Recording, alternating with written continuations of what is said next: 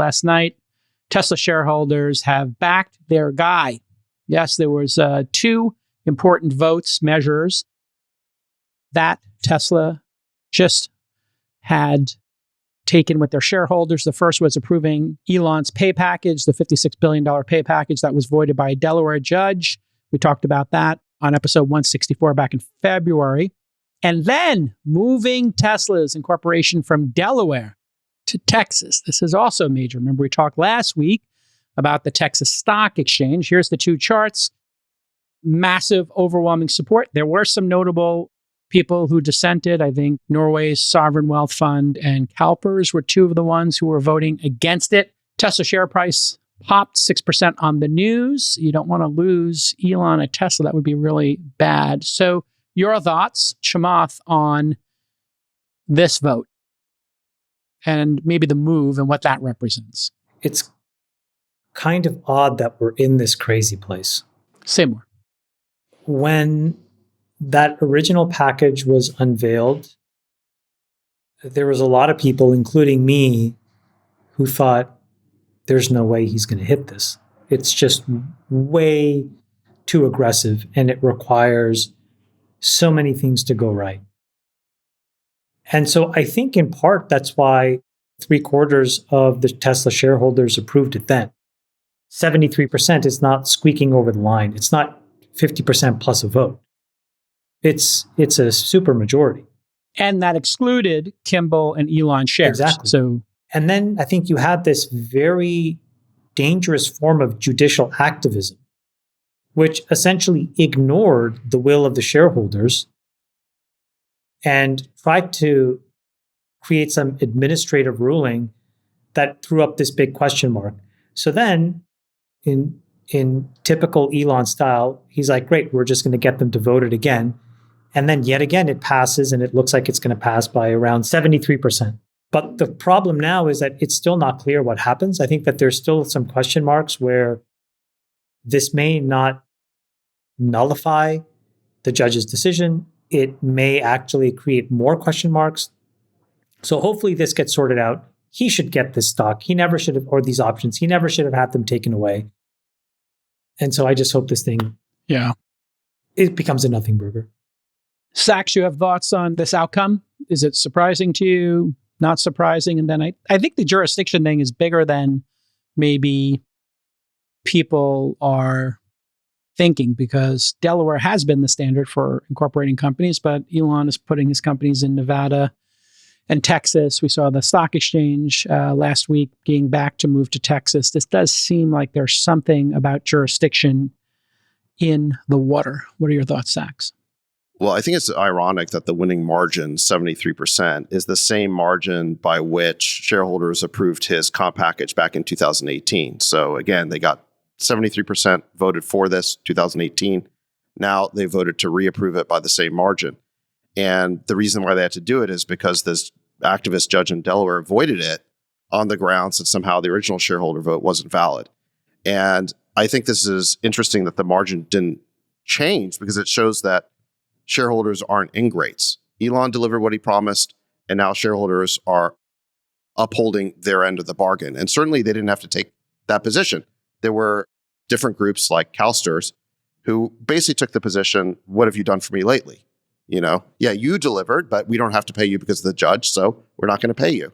And I think shareholders wisely approved the package, because I think there was some chance that if they reneged, that Elon could leave the company. And I still think he's absolutely vital to all the innovation that's going to come in the future from Tesla. And you see this, the stock is ripping on the news. It's up about 3% today in a down market. So clearly the market thinks that securing Elon's future at the company was the right decision, and shareholders did the right thing. Yeah. In terms of the downstream effect on this, like you said, it raises the specter of Delaware being an activist state. That's not why anyone incorporates in Delaware. The reason why you incorporate in Delaware is because you think it makes you subject to an extremely predictable body of corporate law that's been tested and become bulletproof over many, many decades. And now all of a sudden, you have to worry that maybe a judge will set aside a shareholder vote for reasons that seem incredibly specious, especially in light of the fact that the shareholders just reapproved it. So obviously the shareholders didn't think they needed your protection, and they voted to reverse you.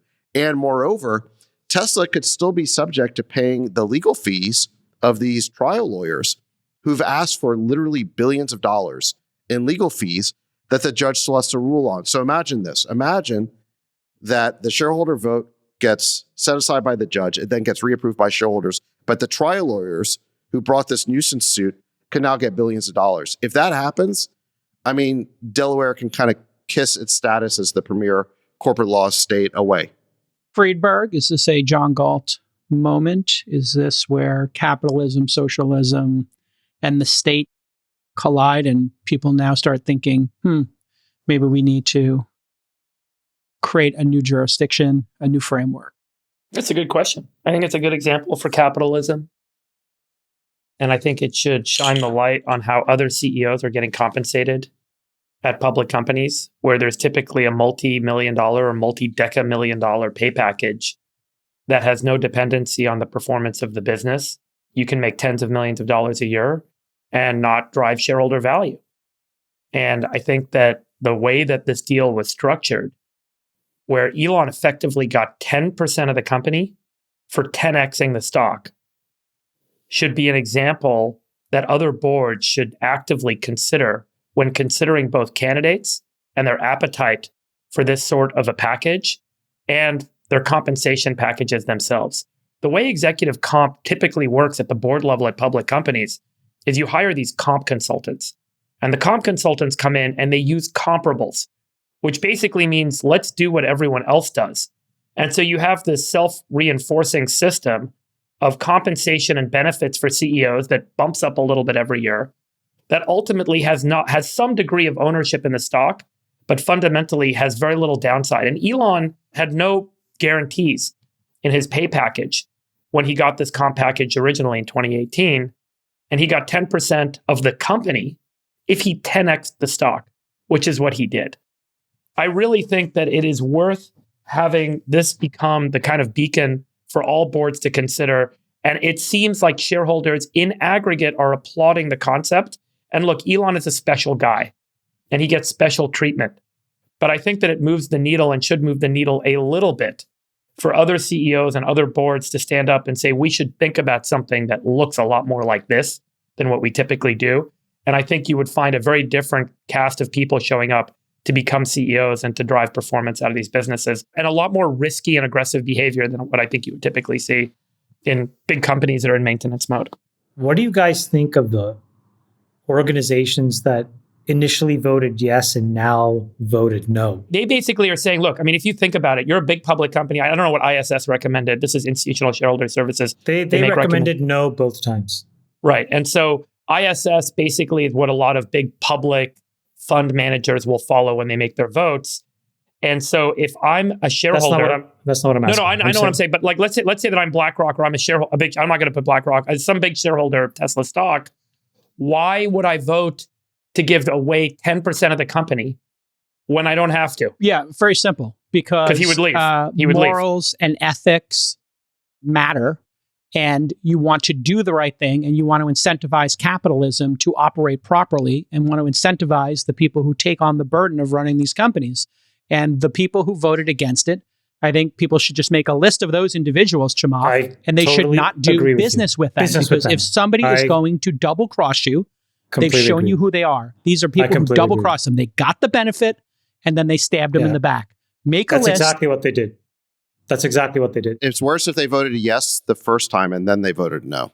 No, I'm saying, and there's if you're a quantifiable group. Then maybe you're just against the deal. But if you're yes, no, then that's a renege. Then you're a true scumbag. You're a scumbag. Is that public anywhere? Who did that? Yeah, there are a bunch of folks that said that they, I think it was CalPERS that voted yes. And then when they were on trying to explain, they were like tap dancing in like corporate jargon. But really what they are scumbags. Jason, you're right. They are morally and ethically void, and they're reneging.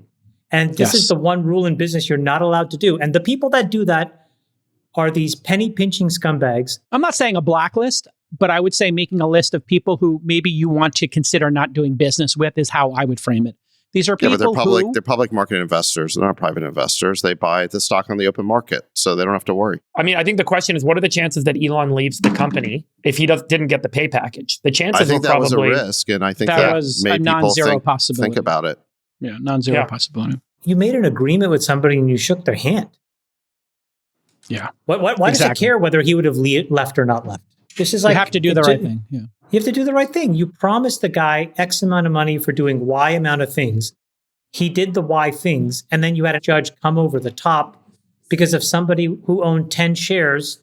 And Right. all I'm saying is, if you don't have the intellectual intelligence to look past that and say, wait a minute, we just paid the guy to do this work, and now we're going to renege. They're gaming the system. I just think that, like, how can anyone who is capable of doing a job sign up for a pay package? How could anyone? And the people that will sign up are these like middling corpo people who will accomplish nothing and will run these companies in ways that then speaks to organizations that have just proven themselves to be totally unreliable. The irony of the thing is that these folks thought that they were getting a 10% free roll when they voted no. And the reality is that by him getting the pay package, the certainty of him sticking around at the company caused the stock to go up by 10%. So they actually had the calculus wrong, that if they had gotten their way, the stock would have declined by more than the 10% free roll they thought they were getting. This is, I think, the main point. And 10% being the ownership of the company that he gets. Yeah.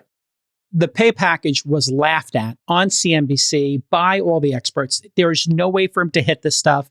If he does hit it, he's getting a fraction of the value of it. And this is why stock is such a valuable device. If employees get stock and the CEO gets stock and everybody in between and retail investors get it and endowments get it and your retirement account gets it, everybody rows in the right direction. Is it perfect? No. People can buy back their stock. They can do a little gaming on the margins.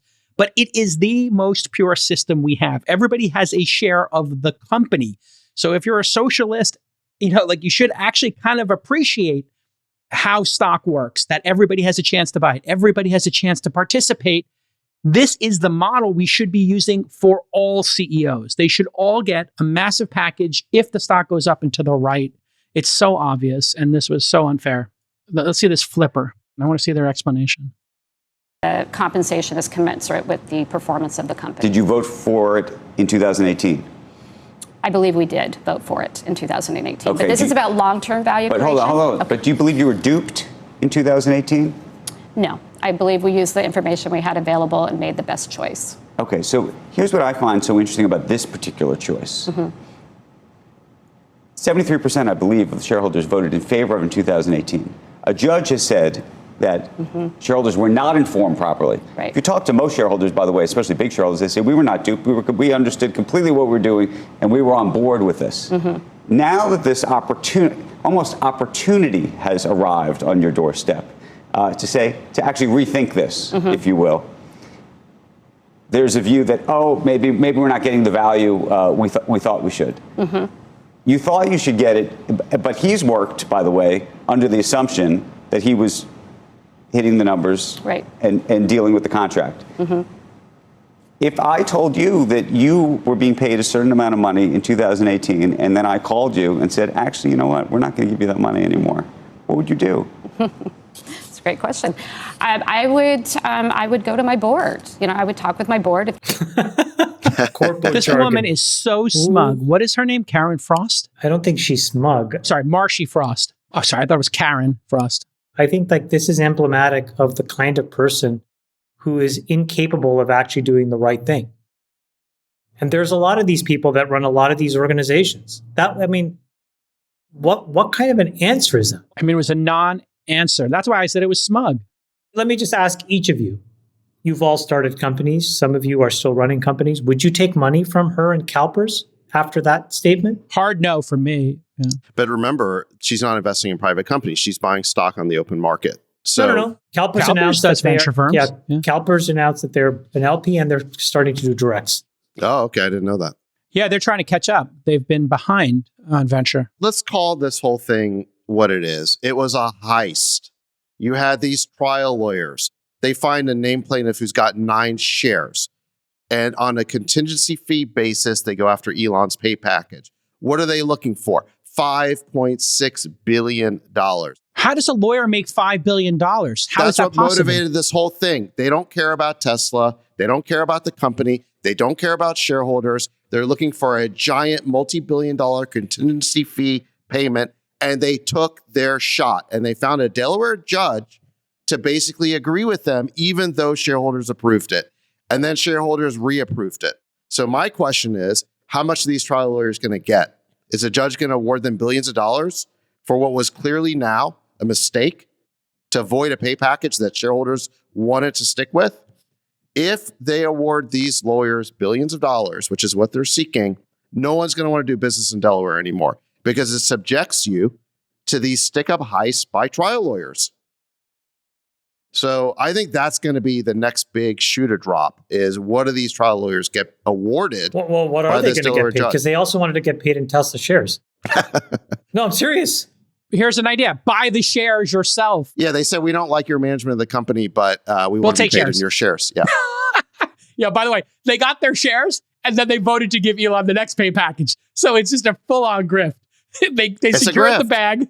But Delaware is supposed to protect corporations against this grift. That's why people incorporate there. When people ask, why does Delaware have this special place that everybody decided Delaware would be where we incorporate? It was because it was predictable.